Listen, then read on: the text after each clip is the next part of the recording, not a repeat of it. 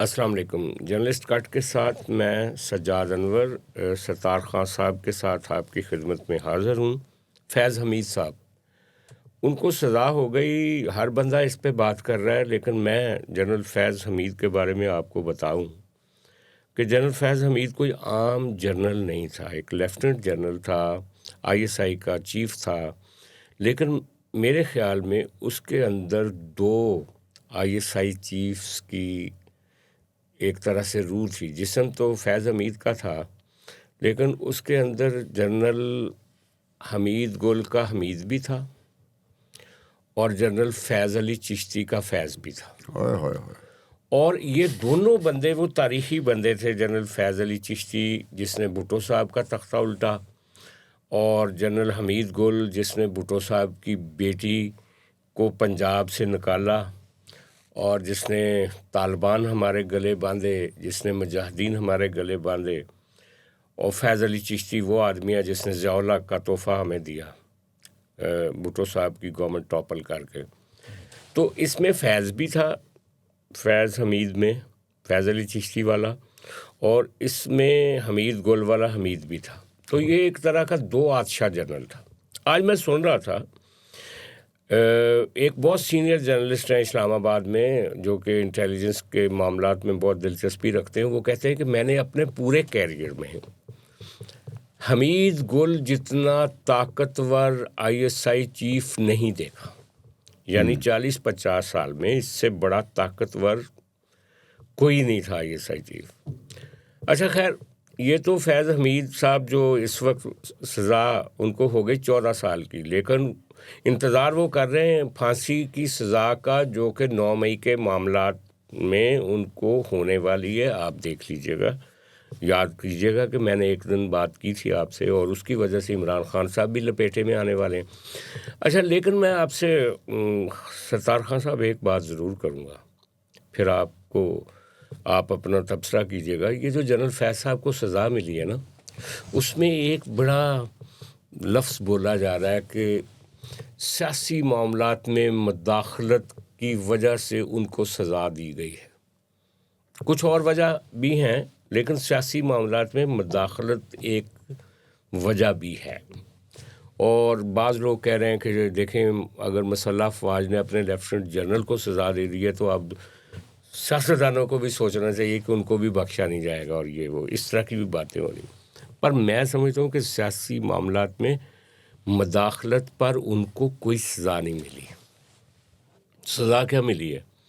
سزا ان کو یہ ملی ہے کہ پاکستان کی مسلح افواج کے متوازی انہوں نے عمران خان صاحب کی سیاسی حمایت کی.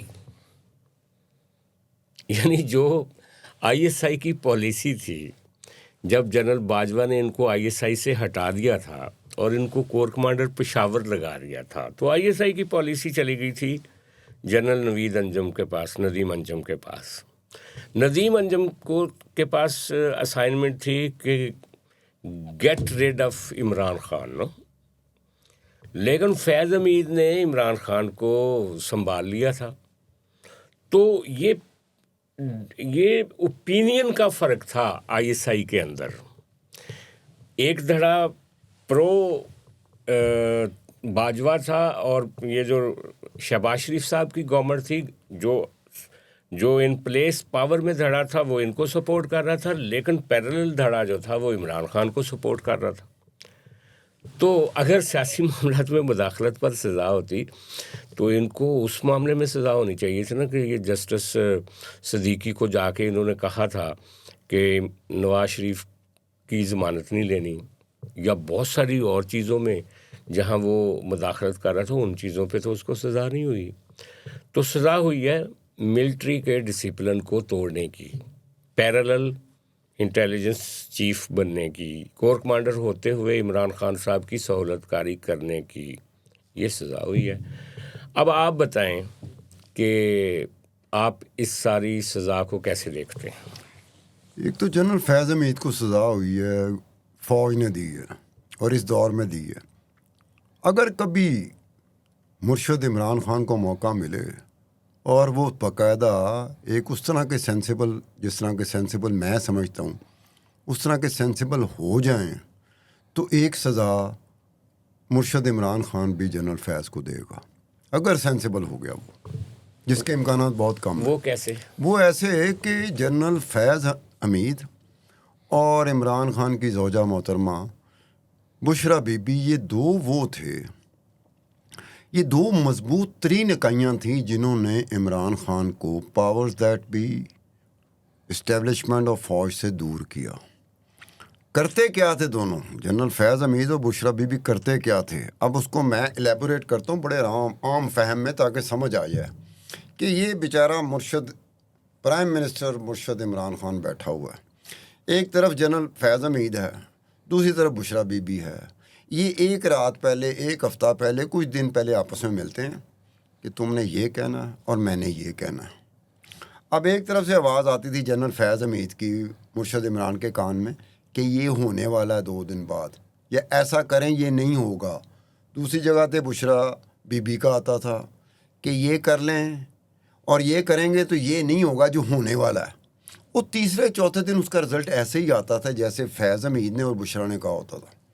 تو بیچارہ ہمارا مرشد عمران خان وزیر اعظم، وہ اس چیز میں کنونس ہو گیا کہ یہ 2 بندے ہیں جو مجھے لے کے چل رہے ہیں۔ اس میں وزیر اعظم مرشد عمران خان بھول گیا، جنرل قمر جاوید باجوہ کو بھول گیا، فوج کو بھول گیا، اسٹیبلشمنٹ کو بھول گیا، پاور دیٹ بی کو بھول گیا۔ یہ محسوس کر لیا تھا جنرل قمر جاوید باجوہ نے بھی، اسٹیبلشمنٹ نے، فوج نے بھی، کہ یار اس پہ تو قبضہ لانے والے تو ہم ہیں، مرشد کو قبضہ ان دونوں نے کر لیا ہوا ہے، یہ ان دونوں کی میلی بھگت تھی۔ اب وہ بیچارہ جو مارا گیا مرشد عمران، اس نے بڑی لمبی اننگ کھیلنی تھی، 10 15 20 سال، بہت لمبی اننگ کھیلنی تھی، بڑے آرام سے اس نے کھیلنی تھی۔ اگر یہ دونوں نہ ہوتے تو ان دونوں کی وجہ سے اس کا جو 10 15 20 سال کا تھا ٹینیورس، جو سپوزٹلی اس وقت سپوزٹلی تھا لیکن یقین میں کم از کم میں بھی آ گیا تھا کہ لمبی اننگ کھیلنی ہے مرشد نے، عمران نے، باقیوں نے تو کھڈے لائن لایا سی، وہ سکڑ کے 3 سال 9 مہینے میں آ گیا۔ وہ 3 سال 9 مہینے میں جو سکڑ کے آیا، ٹینیور آیا مرشد عمران کا، اس کے سب سے بڑے ذمہ دار تو جنرل فیض حمید اور بشرا بی بی تھے۔ اب یہ ہے کہ میں بیچ میں بیٹھا ہوں، اگر میرے ارد گرد بھی 2 اس طرح کے بندے آ جائیں، خدا کی قسم تیسرے دن، تیسرے ہفتے، تیسرے مہینے میں بھی اس میں آ جاؤں گا، اس سوچ میں آ جاؤں گا کہ مجھے تو یہ 2 بندے چلا رہے ہیں۔ اچھا خان صاحب، ویسے یہ بات درست ہے آپ کی، اور میں سمجھتا ہوں کہ یہ اکیلے کوئی فیض حمید کو سزا نہیں ملی، یہ ایک 10 سال کا یا 15 سال کا پروجیکٹ گرا ہے اور اس کا ملبہ ہے، اور اس کے ملبے کے طور پہ ایک فیض حمید ہے جو جیل میں بھی ہے اور جس کو سزا بھی ہو چکی ہے، جو کہ 9 مئی کی وجہ سے ایک نئی گرفت میں بھی آنے والا ہے، اور اللہ کرے کہ کسی کی جان خطرے میں نہ ہو، لیکن اس میں تو سزائے موت کا چانس ہے اور لوگ باتیں بھی کر رہے ہیں۔ اچھا، میں یہاں تھوڑا سا آپ سے ایک الگ انٹرپریٹیشن کرتا ہوں۔ یہ ہوا یہ کہ کوئی 15 سال کا پروجیکٹ بنا لیتا ہے، کوئی 10 سال کا پروجیکٹ بنا لیتا ہے، جو ہماری پاکستان کی قسمت ہے نا، اس کی قسمت میں کچھ ایسا معاملہ ہے کہ اگر کوئی آ جائے نا ڈکٹیٹر، تو 3-4 سال اس کے ٹھیک لگ جاتے ہیں ڈکٹیٹر کے، اور 3-4 سال کے بعد عوام بیزار ہونا شروع ہوتے ہیں، ایک ایسی فضا بننی شروع ہوتی ہے کہ اگلے 2-3 سال میں وہ فارغ ہونا شروع ہو جاتا ہے، اور پھر 1-8 سال کے بعد نکل جاتا ہے۔ اور اگر ڈیموکریسی آ جائے تو وہ 1-1.5 سال کے بعد ہی ہماری ملٹری آوازار ہو جاتی وزیر اعظم سے، تو اس کو 2-3 سال دیتی ہے بس، اور پھر کوئی نیا وزیر اعظم آتا ہے تو حکومت 5 سال اگر پورے بھی کرے یا نہ بھی کرے، تو یہ قسمت ہے، یہ ذائقہ ہے آپ کے ملک کا نا، اس میں جو بھی 14-15 سال کا سوچتا ہے وہ گر جاتا ہے۔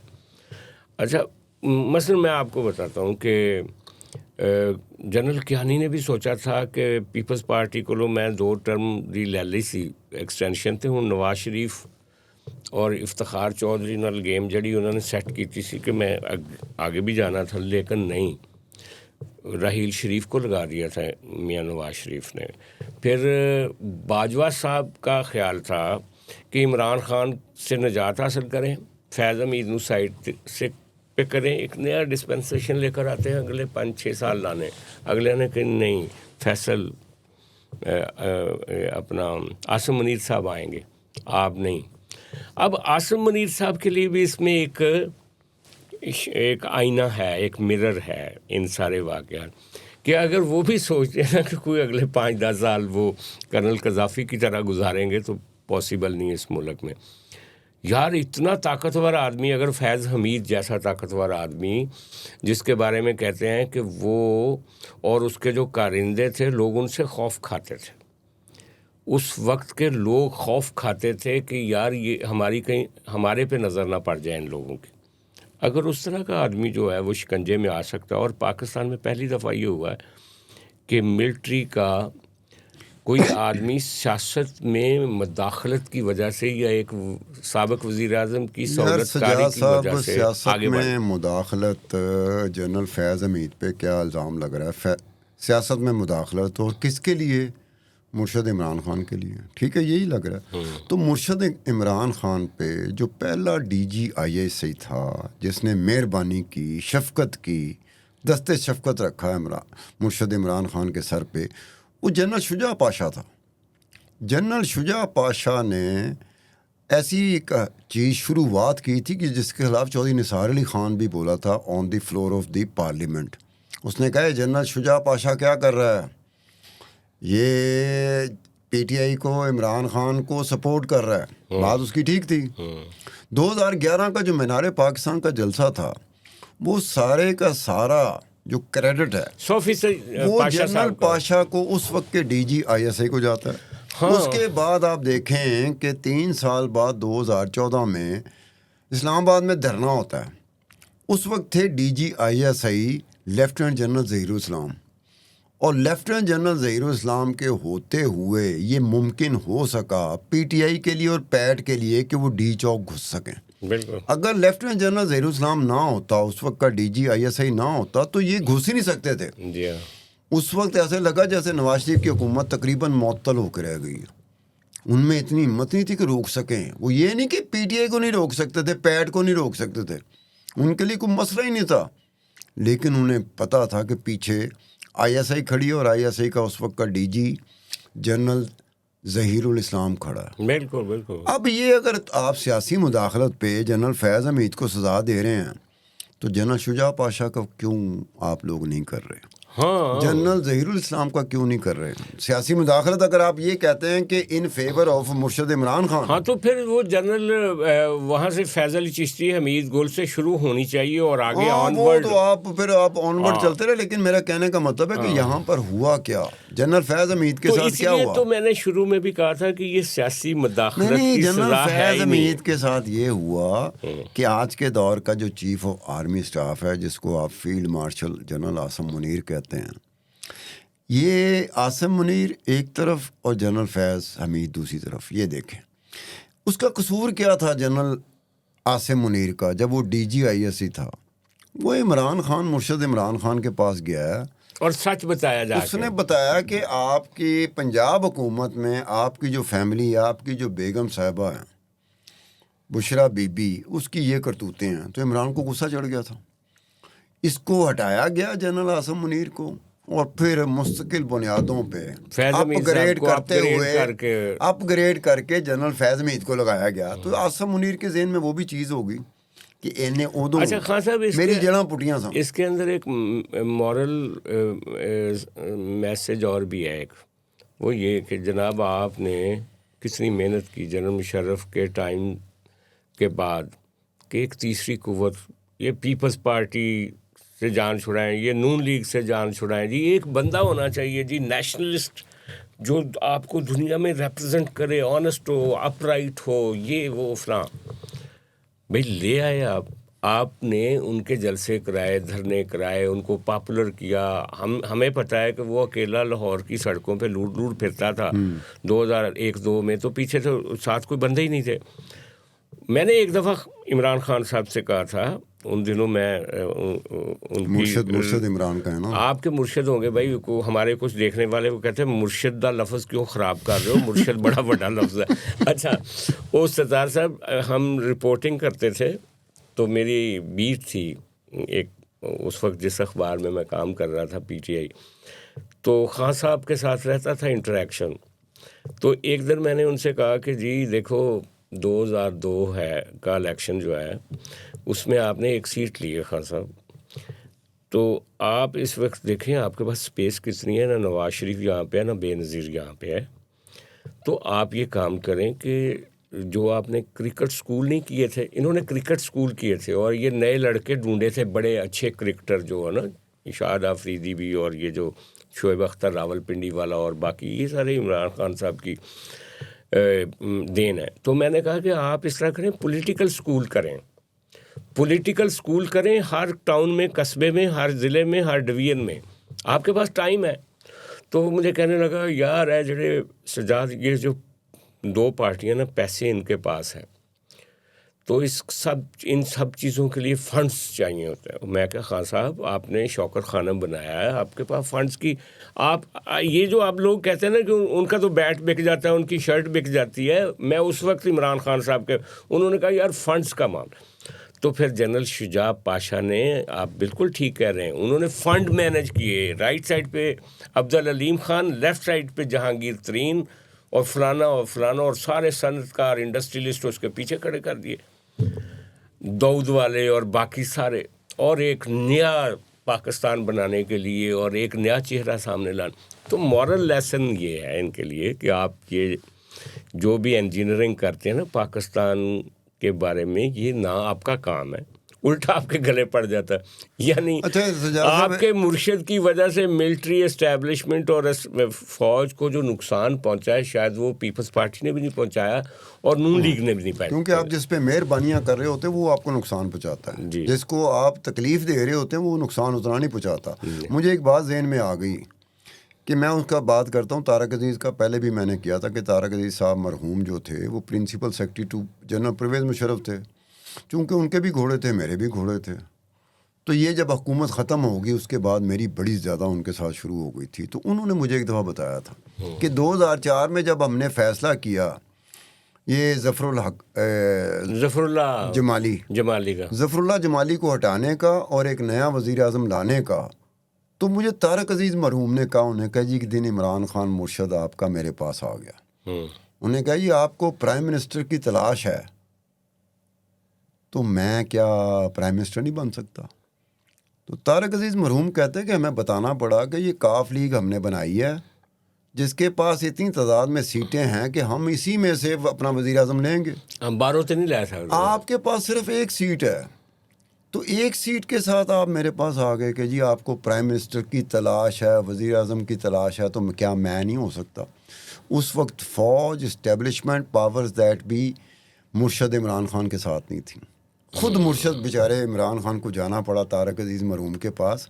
اس وقت مسئلہ یہ بنا لیکن تھا, سیٹ تو میاں والی اور طاہر القادری والی, یہ دو سیٹیں جو تھیں نا, اس سے پہلے طاہر القادری کبھی نہیں جیت سکے تھے, اور اس سے پہلے جو آپ عمران بات کہہ خان رہے ہیں صاحب میں بھی سمجھ گیا ہوں, نہیں جیت سکے تھے, اور سیٹاں ان دونوں لوگوں کو سیٹس انہوں نے دلوائی تھی. یہ بھی مجھے کہا تھا کہ 2000 دیکھو نا, اب آپ کہہ رہے ہیں 2011 سے پہلے 1996 میں مرشد عمران خان سیاسی جماعت بناتا ہے, 1997 کے الیکشن میں انتخابات میں حصہ لیتا ہے, کوئی سیٹ نہیں ہوتی, سارے ہار جاتے ہیں. 350 کینڈیڈیٹ ریپرزینٹیٹیو کینڈیڈیٹ تھے پی ٹی آئی کے, کوئی ایک نہیں جیت سکا تھا. اس کے بعد 2002 میں ایک عمران خان تھا کلہ نیشنل اسمبلی کی سیٹ, ایک یہ جیتا تھا, ایک خیبر پختونخوا سے صوبائی اسمبلی کی سیٹ جیتا تھا پی ٹی آئی کا, بس یہ تھے. 2011 میں جب مہربانی شروع کی اسٹیبلشمنٹ نے, اور یہ اور 2008 والے الیکشن سے بائیکاٹ کیا ہوا تھا, تو یہ بائیکاٹ کے بارے میں مجھے خیال پڑتا ہے, کوئی اتھارٹی کے ساتھ میں بات نہیں کرتا, کہ میرے خیال ان کے کان میں بات ڈال دی گئی تھی کہ آپ کی باری نہیں ہے, اگلے الیکشن آپ کی باری ہوگی. ہاں, اور ویسے بھی ان کی بائیکاٹ کی تو پالیسی ہے نا, اسمبلی توڑ دو, بائیکاٹ کر دو, جاؤ ہی نہ. یعنی کہ آپ دیکھو نا کہ یہ جو اس وقت این ڈی یو کے میٹنگ میں جو لوگ گئے تھے ان کو انہوں نے کہا کہ یہ تو وہ ہیں غدار ہیں ہماری پارٹی کے، یہ کیوں چلے گئے، اور وہ ایم این ایز جو کہہ رہے تھے وہ انہوں نے کہا ہم پھر استعفیٰ دے دیتے ہیں. سیاسی تو سجاد موصوف صاحب ہے. ایک دفعہ آپ ذرا پوچھ لیجئے گا مرشدی گروپ کو، ہمارے مرشد عمران کو، جب کبھی بھی موقع ملے، کہ یہ بتائیں کہ میر کون کون سے یہ غداروں کا ذکر کرتے ہیں. میر جعفر کا، میر جعفر اور میر صادق. میر جعفر کا اس کو ہسٹری کا پتہ ہے. میر جعفر کا کہ جب میر جعفر نے غداری کی تھی تو کلا میر جعفر تھا یا میر جعفر سے زیادہ اس کردار کو نبھانے والے وہ میر جعفر سے بہت زیادہ تھے. اور یہ جو کسیٹی بیگم تھی اس کا نام ہی کسیٹی بیگم تھا. اب پھر آپ جائیں گے یار بشرا صاحبہ کے حوالے سے نہیں بات بشرا کریں. نہیں تھی، ہاں کسیٹی بیگم جو تھی نا وہ نہیں، آپ مثال دیں گے نا. نہیں بشرا نہیں بیچ میں آتی، وہ کسیٹی بیگم تک نہیں بشرا پہنچ سکتی. بشرا کے پاس یہ دم دارو نہ ہو، بشرا نہیں پہنچ سکتی. وہ سیاسی طور پہ ان کا کھیل بڑا تھا. وہ الگ بات ہے کہ وہ ناکام ہو گئے تھے. کسیٹی بیگم جو تھی نا وہ رشتہ دار تھی، بڑی عہدے والی عورت تھی. وہ چاہتی تھی کہ یہ جو صاحب اس وقت بیٹھے ہوئے نا راجہ، وہ راجہ کون تھا؟ دولہ تھا، نواب سراج الدولہ تھا نا. وہ چاہتی تھی کہ نواب سراج الدولہ نہ رہے. اب یہ میر جعفر کہتے ہیں میر جعفر سے بڑی جو غدار اگر کہنا ہے تو کسیٹی بیگم تھی.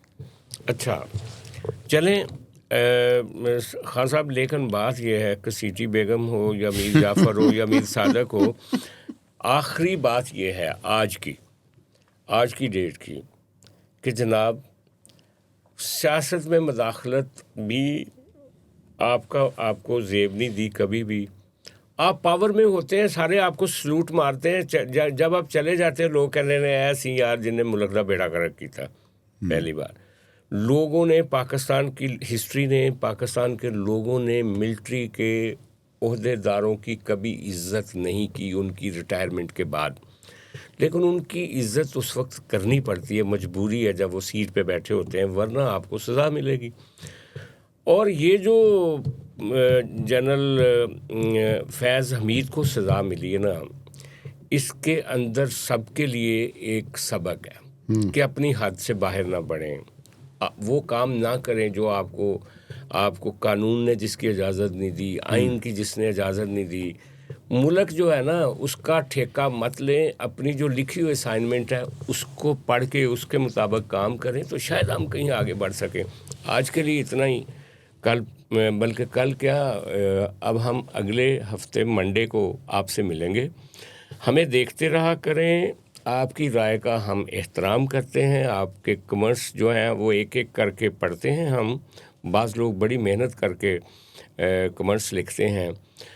پھر میں کہوں گا کہ اگر آپ اپنے گھر میں اپنے دوستوں کے ساتھ بغیر گالم گلوچ کے گفتگو کر سکتے ہیں تو کمنٹس بھی بغیر گالی کے دے سکتے ہیں. تو ایسا نہیں ہوگا، ایسا نہیں ہوگا. تو گالی دینے کا مطلب یہ ہوتا ہے کہ آپ کے پاس شاید کچھ لکھنے کے لیے اور کوئی چیز بچی نہیں. منڈے کو پھر ملاقات ہوگی، میں اور ستار خان صاحب آپ کی خدمت میں حاضر ہوں گے. خدا حافظ.